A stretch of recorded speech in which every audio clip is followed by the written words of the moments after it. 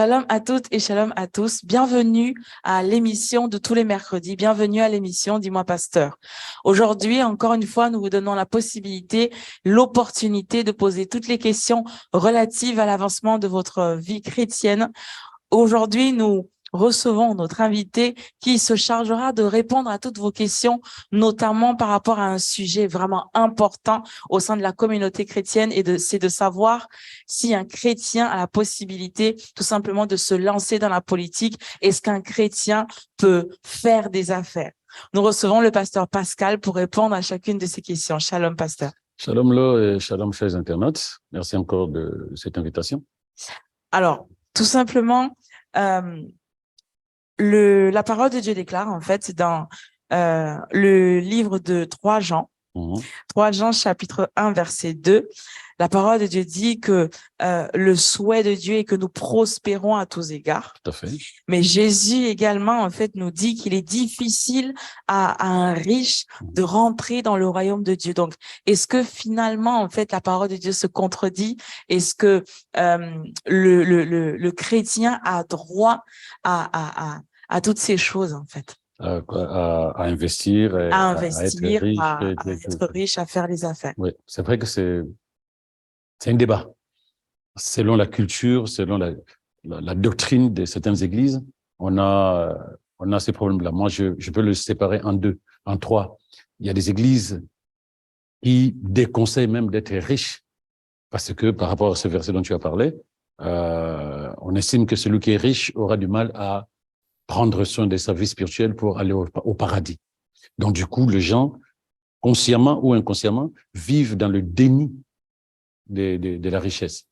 Et ils se sentent mieux comme ça. Et il y a ces fameux versets que beaucoup d'églises anciennes utilisent.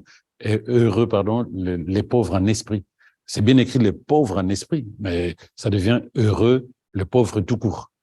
Donc, il y a la deuxième partie ou la deuxième catégorie d'églises où on n'en parle pas. De la personne mentalement subit soit la précarité, soit la richesse. Cette personne les enseignements ne sont pas liés autour de ce que quelqu'un peut posséder. Donc, du coup, dans certaines de ces églises, la personne qui est là-dedans ne revendique aucune richesse et aucune pauvreté. Donc, ce qui lui arrive, ça lui arrive. Et en revanche, il y a d'autres églises aujourd'hui où l'accent est mis sur le fait que tu dois posséder, tu dois laisser un nom, tu dois créer des richesses. Donc vraiment, les enseignements et tout le reste tournent autour de ça. Mais quoi qu'on dise, le premier verset que tu as donné, donc 3 Jean 1, 12, je souhaite que tu prospères à tous égards. Parce que la prospérité, c'est pas seulement financière. La prospérité, c'est lié aussi à la santé, c'est lié à la paix, c'est lié à la joie. Bref, c'est lié à tout ce que l'homme dont il a besoin pour pouvoir vivre. Donc, quand la Bible dit « Je souhaite que tu prospères à tous égards », oui, il y a les finances aussi dedans. Mais un verset que je voulais te lire et lire aussi pour les internautes, c'est Deutéronome 8, je peux commencer au verset 15, je pense, oui. La Bible dit ceci, « Attention, ne dites jamais dans votre cœur, nous sommes devenus riches par nous-mêmes grâce à nos seuls efforts. » Donc, cela signifie qu'on peut être riche, mais l'esprit qui est dans la parole dit, ne dites jamais que vous êtes devenus riches par vous-même. Donc, Dieu n'est pas contre la richesse. Et il continue, « Rappelez-vous, c'est le Seigneur votre Dieu qui vous donne la force d'obtenir ces richesses. » Il vous donne la force d'obtenir ces richesses. Donc, il n'y a aucune contradiction entre une vie chrétienne qui glorifie le Seigneur et une vie chrétienne épanouie financièrement. Parce que Dieu dit, quand vous êtes riche, rappelez-vous que c'est moi. Il vous donne la capacité d'être riche. Et lorsque même tu regardes les paraboles de Jésus, mais il y a quelqu'un, j'avais lu un livre quand je me convertissais, l'économiste Jésus. Il parle de l'économie, il parle de finances, Jésus. Mais les gens ne voient pas ça. Il y a toujours l'angle spirituel, mais tout est spirituel. Quand il te parle, par exemple, de 5 pains et 2 poissons, cela suffit simplement que il nous parle de qui peut se multiplier. Quand il te parle des paraboles de talents, c'est la productivité. Quand il te parle de ces figuiers qui a failli être coupés. Le jardinier dit non, s'il te plaît, maître, laisse-moi le temps de mettre du fumier, tout cela. Donc, il y a plusieurs facteurs. Lorsque tu regardes, c'est vraiment de l'économie. Pourquoi? Pour fructifier ce que tu as. Donc, personne ne peut dire aujourd'hui que c'est incompatible. C'est plutôt de quelle manière j'utilise ce que Dieu me donne comme richesse. Parce que c'est là le problème. Voilà pour le verset dont tu as parlé tout à l'heure. Quand Jésus dit il est difficile pour un riche d'entrer dans le royaume qu'un chameau, ben, il a aussi dit que vous ne servirez pas 2 maîtres à la fois. Soit c'est Dieu, soit c'est maman. Maman, c'est l'argent. Servir, ce n'est pas se servir de l'argent. Donc, quand tu commences à servir l'argent, quand tes pensées dépendent de ce que tu possèdes financièrement, à ce moment-là, ce n'est plus bon. Quand on a de l'argent, quand on est riche financièrement par là, on est censé utiliser cet argent pour la gloire de Dieu. Mais quand tu ne peux plus t'en passer, quand tu en as, tu es heureuse. Mais quand tu n'en as pas, tu es malheureux, tu ne sais pas quoi faire. Là, tu deviens dépendant de l'argent. Et là, c'est sûr que Dieu dira, ce n'est pas pour cela que je t'ai donné l'argent. Mais sinon, en bref, non, il n'y a pas d'incompatibilité. Le Seigneur rend riche. On est capable d'être riche avec Dieu. Voilà. D'accord. Est-ce que finalement, en fait, ce n'est pas juste, est-ce que finalement les bénédictions dans la Bible parlent ne sont pas là juste pour que nous ayons le strict minimum, que nous ayons juste ce qu'il faut? Parce que du coup, là, ça me fait penser à un verset qui dit affectionnez-vous vraiment des choses d'en haut. Oui. Donc vraiment, ne recherchez pas forcément ce qui est du sur la terre. monde, voilà. Tout à fait. Et est-ce que finalement, en fait, les bénédictions dont la Bible parle ne sont pas là, ne sont là que pour nous parler du strict minimum? Déjà, il faut savoir ce que c'est une bénédiction. Une bénédiction, c'est une grâce que Dieu me fait de posséder quelque chose que je ne pouvais pas posséder. Donc, ça peut être la santé, le mariage, le travail, l'argent, la paix. Donc, il y a plusieurs manières de regarder la bénédiction. Mais quand tu commences par l'Ancien Testament jusqu'au Nouveau Testament, Dieu bénit de toutes sortes de bénédictions, dit la parole de Dieu.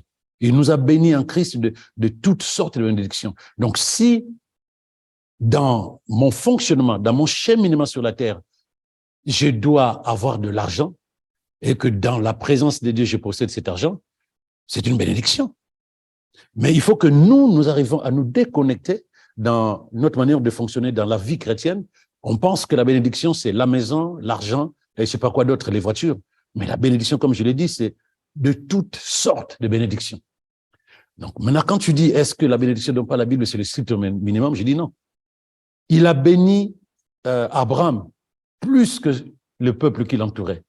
Il a béni Salomon. Salomon lui demande juste la sagesse. Dieu dit, tu n'as demandé que la sagesse, moi je te donne plus. Et jusqu'aujourd'hui, on dit que Salomon était le roi le plus riche, qu'aujourd'hui, il n'y a plus personne qui est aussi riche que Salomon, et riche financièrement. Donc, quand tu vois toutes ces évolutions, tu réalises finalement que quand Dieu bénit, il bénit par rapport au contexte. Donc, il n'a jamais dit contente-toi du peu. Même quand Jésus fait le miracle des poissons avec Pierre, ils ont eu tellement de poissons que leur barque, leur filet a failli se déchirer. Ils devaient appeler leurs amis à côté en disant, venez nous aider, nous avons eu trop de poissons. Trop de poissons. Mais c'était pas pour manger, mais c'est pour vendre. Et dès le moment où ils ont tout vendu, ils sont devenus riches. Dieu bénit financièrement aussi. D'accord. Je me permets vraiment de revenir en fait sur l'illustration que vous avez prise tout à l'heure par rapport au roi Salomon. Oui. On a vu véritablement en fait dans la Bible, on le voit comment est-ce qu'il a été béni. Tout à fait. Et vous l'avez dit que ça a été du coup le roi le plus riche. Mm-hmm. Et malheureusement en fait, on a constaté comment est-ce qu'il a terminé. Est-ce que finalement en fait derrière, derrière chaque bénédiction, est-ce que derrière chaque richesse, il n'y a pas une sorte de malheur, une sorte de fin misérable en fait finalement? Non, c'est pas le plan de Dieu. La Bible dit que les bénédictions de l'Éternel ne souffrent d'aucun chagrin.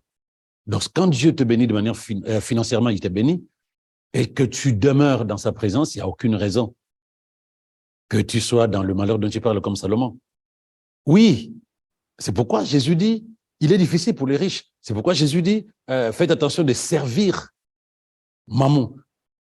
Parce que la chose la plus difficile, c'est lorsqu'on a l'argent, c'est de se souvenir que c'est Dieu qui me permet de posséder ces richesses. Comme il dit dans Deutéronome 8, verset 18, il dit, prenez garde, ne dites pas nous sommes devenus riches par nous-mêmes.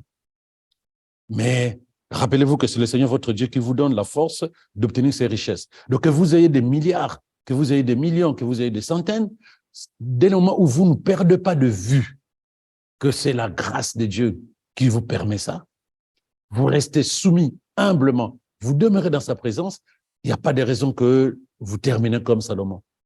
Mais évidemment, l'être humain a cette manière de voir les choses. Quand il commence à prendre de l'envergure, que ce soit dans le ministère, que ce soit dans les richesses, on commence progressivement à perdre Dieu de vue. Quand un serviteur de Dieu, ils sont nombreux, il commence à avoir une église de 10 000 personnes, de 15 000 personnes, qui commence à avoir des dons surnaturels, progressivement, c'est lui qui devient le centre du monde, ce n'est plus Christ. Donc ça, c'est l'être humain. Mais il y a des gens qui tiennent bon. Que ce soit dans les richesses, que ce soit dans les dons ministériels, il y a des gens qui tiennent bon, comme Christ, en disant, c'est pas moi, c'est le Père. Voilà pourquoi la Bible nous dit, ayons les sentiments qui étaient en Jésus-Christ. Quel sentiment? L'humilité. Lui qui était égal à Dieu, mais ne s'est pas vu comme tel pour prendre la place de Dieu. Non. Parce que c'est ce qui a fait tomber Adam et Ève quand Satan leur a dit, vous serez comme lui. Cela signifie que nous serons indépendants. Donc, nous sommes riches. Donc, à ce moment-là, l'orgueil enfle à l'intérieur du cœur et on commence à se poser la question, mais Dieu, c'est qui? Parce que les gens estiment qu'on a besoin de Dieu quand on est dans la galère. Non, on a aussi besoin de Dieu quand on est riche pour dire, Seigneur, gloire à toi.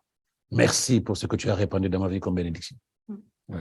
Alors, vous avez déjà répondu en partie, mais je me permets quand même de la poser. Oui.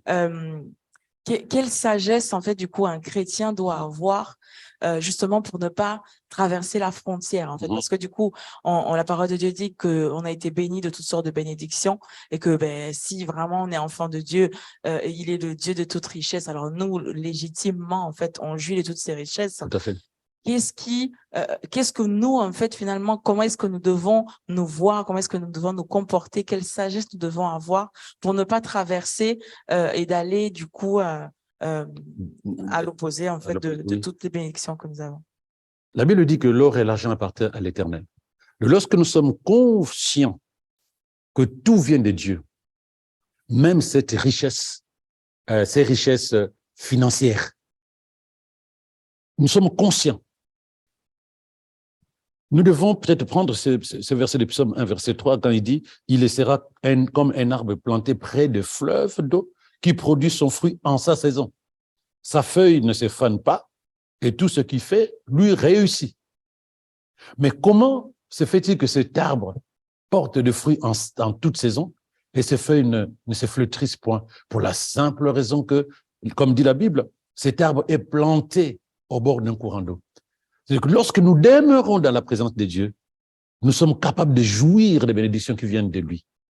Mais pour que nous ne soyons pas de ceux et celles qui traversent la frontière en disant « c'est de moi-même que j'ai reçu ça », c'est cette foi, c'est cette conviction. Parce que la Bible dit « qu'est-ce que tu as reçu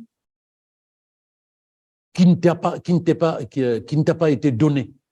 Cela signifie que tout ce que je possède, c'est Dieu qui m'a donné. Je prends un exemple. Il y a des grandes sociétés que tu connais, mais dont les patrons, les fondateurs sont des chrétiens. Coca-Cola, Microsoft, même si peut-être ce n'est pas des évangélistes durs comme fer, mais c'est des personnes qui ont des convictions spirituelles et qui savent que tout ce qu'ils ont reçu, c'est Dieu qui a permis cela. Et à partir de là, ils savent investir dans la vie de ceux qui n'en ont pas pour pouvoir aider. Donc, comment rester humble lorsque tu sais que ce que je possède, c'est Dieu qui me permet de le posséder? Mais alors, qu'est-ce que je vais faire? Mais j'ai distribué à ceux qui n'en ont pas. J'ai distribué à ceux qui n'en ont pas. Il y a une leçon d'économie dans une parabole de Jésus. Les gens avaient faim, 3000 personnes. Et il y a un jeune homme qui avait 5 pains et 2 poissons. Il a donné à Dieu, en donnant à Jésus, il a multiplié. Et tout le monde a mangé. C'était ses pains à lui, ce petit-là. C'était son poisson. Mais il a donné et Dieu a multiplié. Reproduction. Et tout le monde a pu manger. Quand Dieu te bénit, tu as des valeurs d'amour, de solidarité, de fraternité. Et c'est comme ça que Dieu continuera à te rendre encore plus que ce que tu as eu. Et ce garçon qui avait 5 pains et 2 poissons, puisque la Bible dit que les gens sont partis avec des paniers pleins après qu'ils aient mangé, il est parti avec plus que 5 pains. Il est parti avec plus que 2 pains. Il avait 5 et 2 poissons. Il doit être reparti avec peut-être 10 poissons et 20 pains. Alors qu'il a mangé. Et son pain et son poisson, et ses pains et ses poissons ont nourri 3000 personnes. Donc, il y a des valeurs, peut-être que j'en parlerai vers la fin, que le chrétien doit posséder pour vivre les richesses que Dieu dispose, sans forcément qu'il traverse la frontière, parce qu'il est conscient que c'est pas lui, c'est Dieu qui est derrière ça. Mais quand on se déconnecte de ça, le peu que Dieu te donne disparaîtra tôt ou tard. Et tu verras que la personne commence à vivre une vie qui ne glorifie pas le Seigneur. Pourquoi? Parce que ces choses fonctionnent avec lui.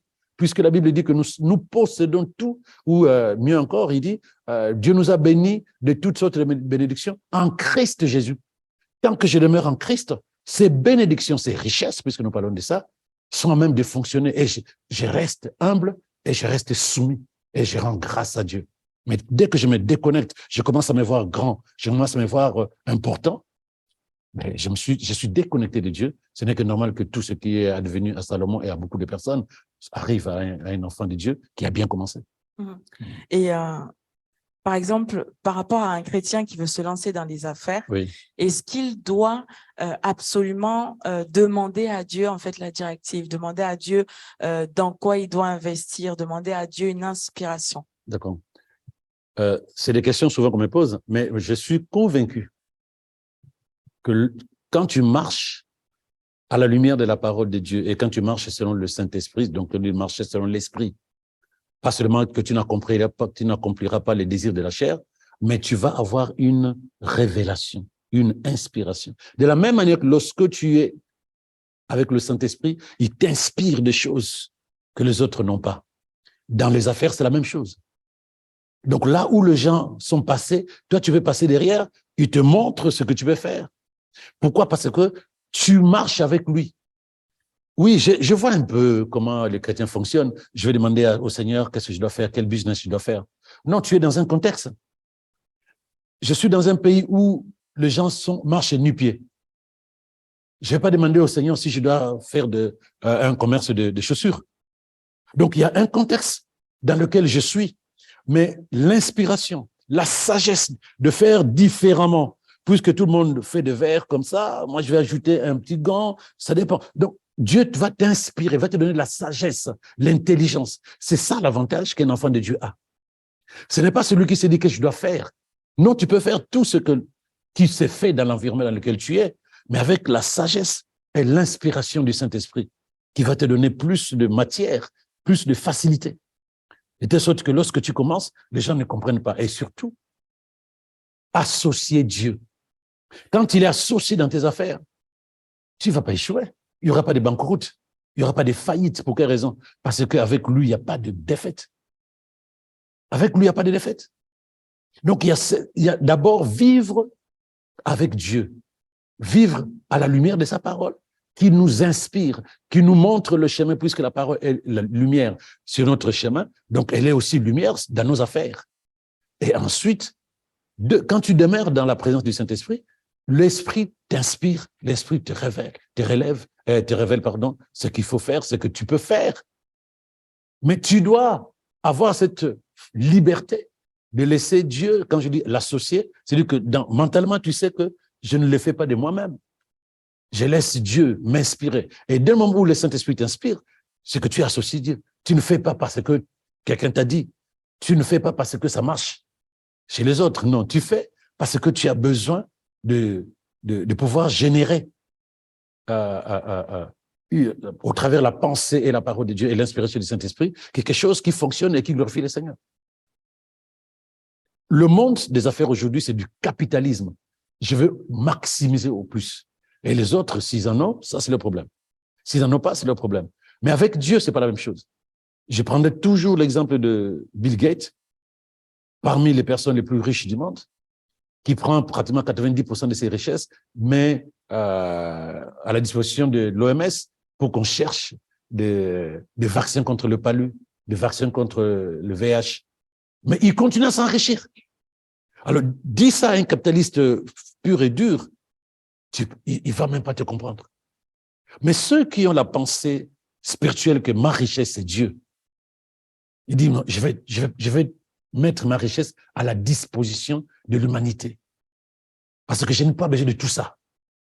Et c'est là où Dieu va encore le bénir, puisqu'il a cette ouverture.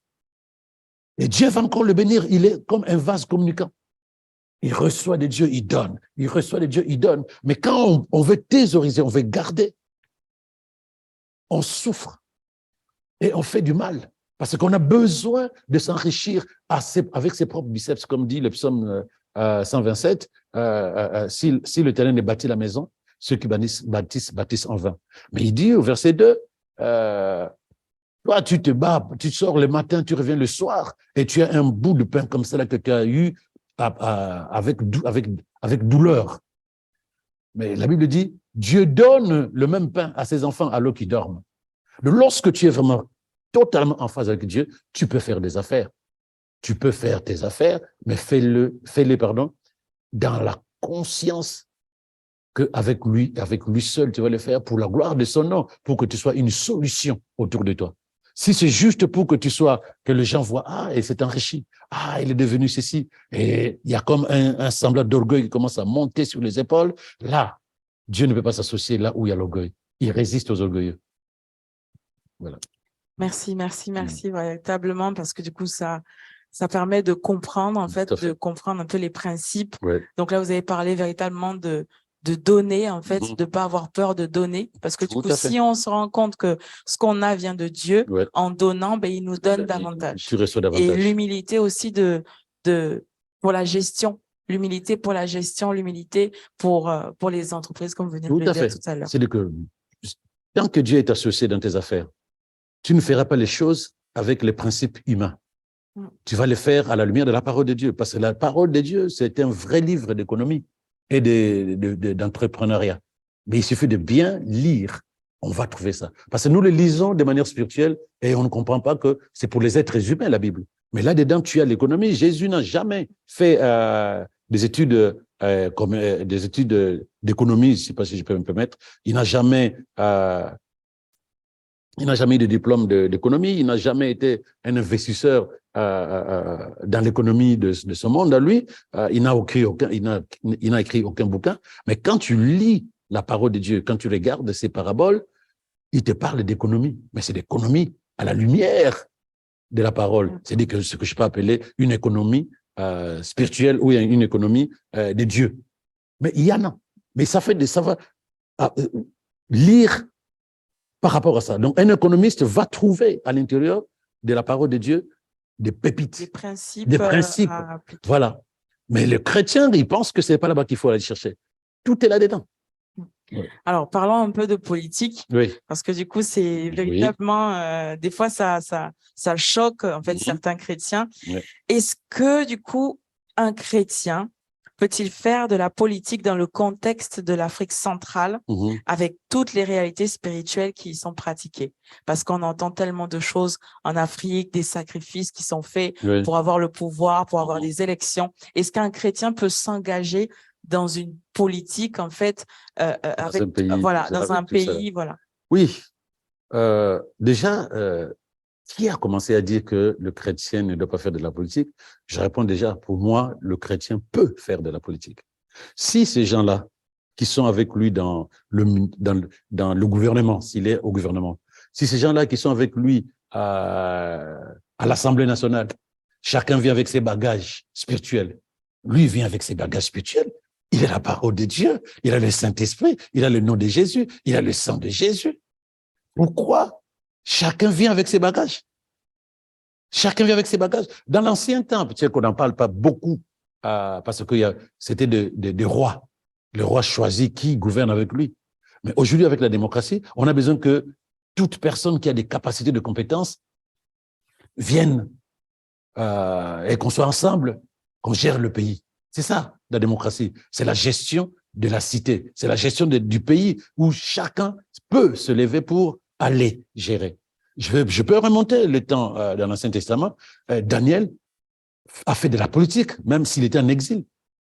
Joseph a fait de la politique en Égypte. Donc, c'est des choses sur lesquelles on ne comprendrait toujours pas pourquoi les chrétiens fuient. La Bible dit, Jésus dit, vous êtes lumière du monde. On ne met pas, Matthieu 5, verset 14 à 16, vous êtes la lumière du monde. Une ville située sur une colline ne peut pas être cachée. On n'allume pas une lampe pour la mettre sous le lit, mais on la met sur le chandelier et elle éclaire tous ceux qui sont dans la maison. Si les chrétiens se disent « je suis lumière du monde », il va éclairer où? S'il ne peut pas éclairer ceux qui prennent des décisions. Puisque les décisions qui sont prises, ce n'est pas seulement pour les païens. Quand un chef d'État décide pour son pays, quand l'Assemblée nationale, des gens qui ne croient pas en Dieu, décident pour tous les pays, ils décident aussi pour les chrétiens. Maintenant, les chrétiens vont bouder après, parce que la décision qui a été prise ne leur convient pas par rapport à leurs principes. Mais ils étaient où quand les lois étaient votées? Or, s'ils peuvent être là, ils sont capables de peser, apporter les valeurs du royaume qui peuvent influencer les décisions qui peuvent être prises dans leur pays. Donc ça, c'est un débat, j'allais dire, c'est une erreur de se dire, non, j'ai peur de me corrompre dans ce monde-là. Mais amène ta lumière pour que ceux qui sont dans la corruption soient éclairés. Puisque tu es lumière, Jésus dit, on ne peut pas prendre une lumière qui est allumée et on met sous le boisseau ou sous le lit. Elle doit être posée sur un chandelier pour éclairer tous ceux qui sont dans l'obscurité. La politique, si nous croyons que tous ceux qui font de la politique sont dans l'obscurité, à ce moment-là, nous avons un problème si nous ne sommes pas capables d'apporter la lumière spirituelle que nous avons. Voilà pourquoi je disais au départ, si eux, ils viennent avec le bagage spirituel, les chrétiens doivent aller à l'Assemblée, au gouvernement, avec le Saint-Esprit, avec la parole de Dieu, avec le nom de Jésus. Ces valeurs du royaume vont impacter les valeurs du monde. Et puisque la lumière chasse les ténèbres, tôt ou tard, les gouvernements vont décider des choses qui vont marcher à la lumière de la parole de Dieu. L'Assemblée va voter des lois qui vont fonctionner pour la gloire de Dieu dans le pays. Sinon, à quoi ça sert de dire « je suis lumière du monde » ? À quoi ça sert? Alors, dit comme ça, c'est vrai que ça a l'air véritablement facile, mais est-ce que finalement, en fait, politique ne rime pas avec duplicité, avec fausseté, Corruption, avec mensonge, mensonge, corruption? hypocrisie. Là, comme ça, j'ai un verset, par exemple, qui me monte à l'esprit. Paul dit, avec les Juifs, je me suis comporté comme des Juifs. Avec les Grecs, je me suis comporté comme des Grecs. Est-ce que finalement, en fait, un chrétien, dans un milieu politique, ne doit pas se fondre un peu dans la masse? Et même quand l'apôtre Paul le dit, je ne pense pas qu'il est parti adorer les dieux grecs. Puisqu'avec le cœur, j'étais grec. Ah, vous êtes quoi? Vous avez quoi? Vous avez 24 dieux? Moi aussi, je vais prier vos dieux. Non. Il est rentré dans leur manière de vivre sans forcément traverser la frontière. Pareil avec le Romain, qui avait Zeus, Jupiter, tout ce que tu veux. Donc, lorsque nous lisons ça, c'est dans l'environnement dans lequel je vis. Comment ils mangent, comment ils fonctionnent. Je ne fais pas le gaillard en disant « ouais, moi, je ne fais pas ces choses ». On est dans l'évangélisation. Mais lorsque tu commences à fonctionner spirituellement avec les gens que tu vas évangéliser, tu ne peux pas les évangéliser à ce moment-là. Donc, il n'a pas forcément traversé la frontière pour fonctionner négativement. Mais c'est dans leur façon de vivre. C'est ça dont tu parles. Maintenant, lorsque un chrétien entre en politique, il voit la corruption, il voit la trahison, il voit l'hypocrisie, la malhonnêteté, il voit la fausseté. Il dit, ah, c'est la politique, je vais fonctionner comme ça. À ce moment-là, il n'est pas là pour représenter le royaume de Dieu. Il n'est pas en mission. Parce que le Daniel et ses amis ont été dans un environnement de corruption. Mais la Bible dit que Daniel, lui, continuait à jeûner, manger des légumes alors qu'on leur a demandé de manger quoi? De la viande. Il continue à manger des légumes. Donc, j'ai des valeurs, même dans un environnement pourri. J'ai des valeurs Et c'est non négociable. Je suis enfant de Dieu. Là où je vois la corruption, là où je vois le mensonge, l'hypocrisie, la fausseté, la duplicité, je dis, je suis là pour apporter la lumière. Et il ne fut qu'une seule personne va se dire, c'est toi qui as raison finalement. Je n'ai pas besoin de fonctionner comme eux pour que je m'en sorte. Si nous croyons, nous chrétiens, que la parole de Dieu est puissante, si nous croyons que celui qui est en nous est plus fort que celui dans ce monde, nous devons plutôt nous atteler à amener Christ dans ces environnements-là, puisque celui qui est en nous est plus fort que celui qui est dans le monde. Même si on est seul contre tous. On n'est pas seul. Quand nous disons, avec Dieu, nous ferons des exploits, c'est deux personnes, Dieu et moi. Pourquoi je pense que je suis seul? Élisée l'a dit à son serviteur, qui pensait qu'ils étaient seuls. Il a dit, ceux qui sont avec nous sont plus nombreux que ceux qui nous entourent. Mais avec les yeux de la chair, tu penses que tu es seul. Une seule personne est capable de faire changer une loi. Ici en France, nous avons ces lois qui nous appellent loi Macron, loi Bayrou, loi ceci. C'est des personnes qui ont à l'Assemblée et qui ont imposé leur point de vue. Et la loi qui a été votée a porté leur nom. Donc, nous sommes capables aussi, une seule personne qui n'est même pas chrétien, arrive à pousser jusqu'à imposer ses idées et on vote une loi. Pour quelle raison un chrétien qui a des convictions soutenues par le Saint-Esprit, qui marche à la lumière de la parole de Dieu, n'est pas capable d'influencer des gens qui marchent dans les ténèbres, dit la parole de Dieu? C'est ça. En fait, il faut, et c'est très bien que tu poses cette question, c'est cette conviction, cette conscience qui ne permet pas aux chrétiens d'être lumière. Et donc, on s'est dit, c'est un environnement dangereux. On s'est dit, je suis seul, je peux être avec 2, 3 pèlerins. Non, je ne suis pas seul. Le Créateur est avec moi. Et je suis capable d'influencer 200 personnes qui sont dans une assemblée. Je suis capable d'influencer les décisions du président qu'on appelle dictateur. Que ce soit, comme tu as dit, la personne qui a envoyé cette question à l'Afrique centrale, mais c'est pas un problème de l'Afrique centrale ou pas. C'est un problème de qui est au pouvoir. Ah, c'est lui. Il fonctionne avec quoi? Avec le pouvoir de Satan ou le pouvoir de l'ennemi. Gloire à Dieu, parce que moi, je viens avec la lumière de Christ. Christ a dit, je suis la lumière du monde.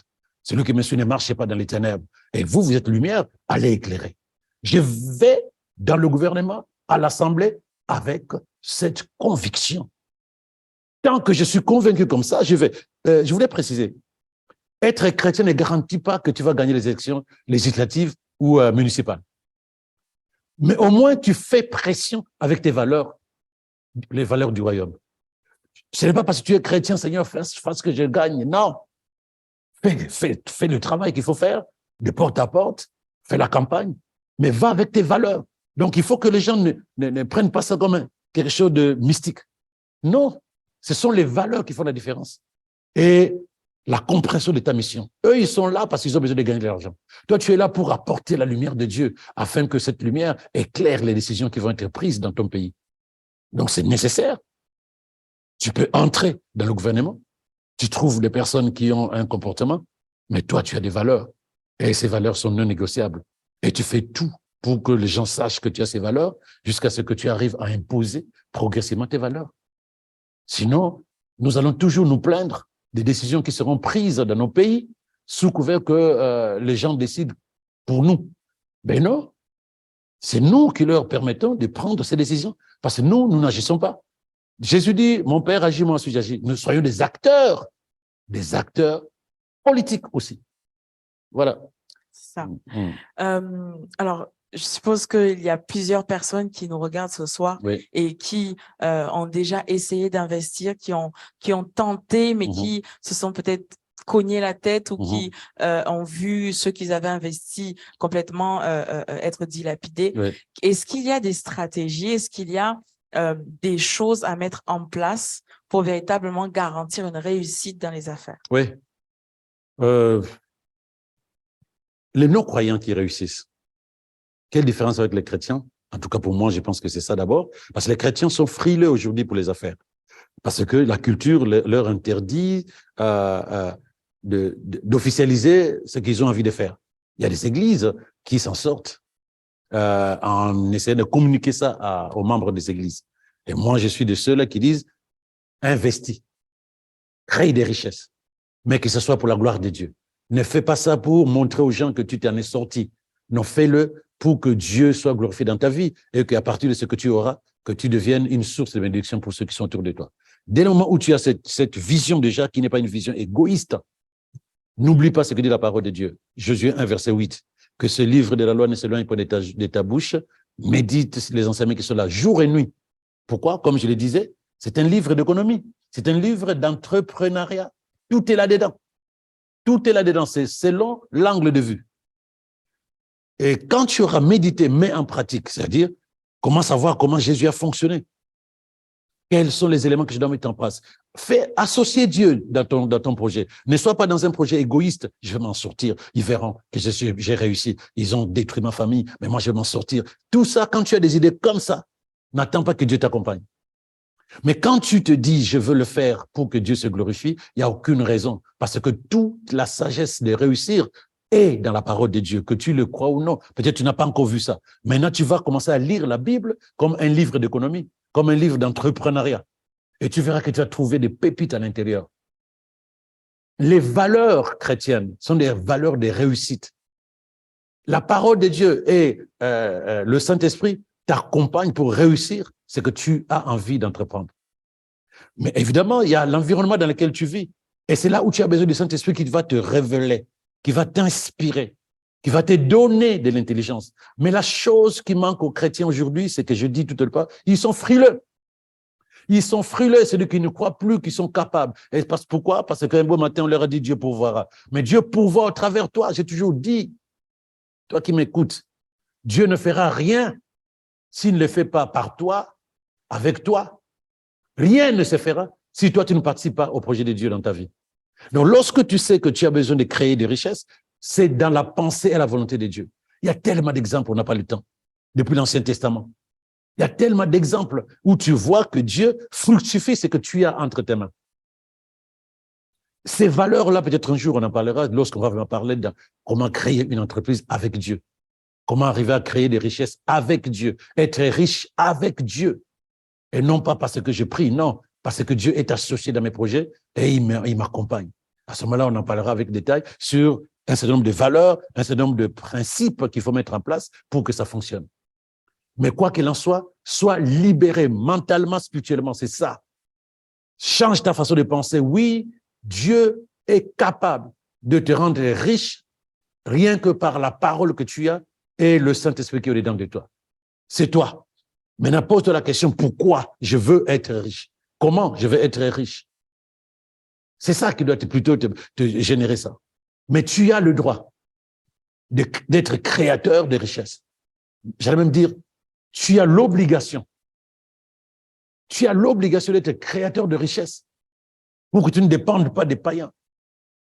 La chose la plus importante, libère-toi de toutes les mentalités chrétiennes, religieuses, humaines, qui amènent le chrétien à rester là, amorphe, spectateur, regardant les autres, boudant. Quand quelqu'un s'enrichit, croyant qu'il a été voir un marabout ou voir je sais pas quoi, non, tu peux être plus riche que n'importe quelle autre personne parce que l'or et l'argent viennent de ce Dieu que tu appelles Père. Libère-toi de ça et sois inspiré et que le Saint-Esprit te donne révélation. Reste dedans, demeure dans la présence de Dieu. Josué 1, verset 8. Amen, amen. Merci, pasteur. Nous croyons que vous avez été bénis par tous ces éléments de réponse et que du coup, il vous faudra juste mettre en pratique. N'hésitez pas, comme le pasteur venait de le dire tout à l'heure, n'hésitez pas à véritablement poser des actes, à le faire, à vous lancer et ça, il faut pas en fait tout simplement se limiter. Il faut sortir de toutes sortes de limitations et oser en fait. Il y a précision, les chrétiens ont peur d'échouer. Mais tu ne peux pas faire des affaires si tu as déjà la pensée que tu vas échouer. Tu ne peux pas. Et même quand ils n'ont pas peur d'échouer, ils ne sont pas convaincus qu'ils sont capables de réussir. Et pourtant, ils ont envie de faire des choses. Donc, on va de manière frileuse en disant, j'y vais, le Seigneur fera. Non, mais il y a déjà l'attitude intérieure. Le non-croyant, quand il veut faire des affaires, il a envie de gagner de l'argent. Le chrétien, quand il veut faire des affaires, il ne sait pas pourquoi. Il a 2, 3 bricoles dans sa tête en disant, ouais, je vais voir ce que Dieu fera avec moi. Je pense que ça ira. Le Seigneur fera de toute façon. Non, Dieu a déjà fait. Il veut que tu te lèves, que tu te dises, je suis capable de m'en sortir.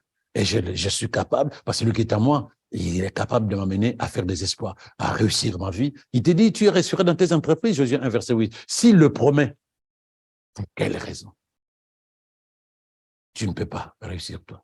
Donc, le faire dans le contexte. Je précise aussi que si tu as besoin de formation, va faire ta formation, mais ne perds pas de vue que ce que tu fais avec Dieu est 10 fois meilleur que ce que tu fais parce que tu as fait une formation. Ta formation te donne plus d'intelligence, plus de sagesse, plus de concordance avec le monde dans lequel tu vis. Mais la force de la réussite, le succès est spirituel. Le succès est spirituel. Merci, pasteur.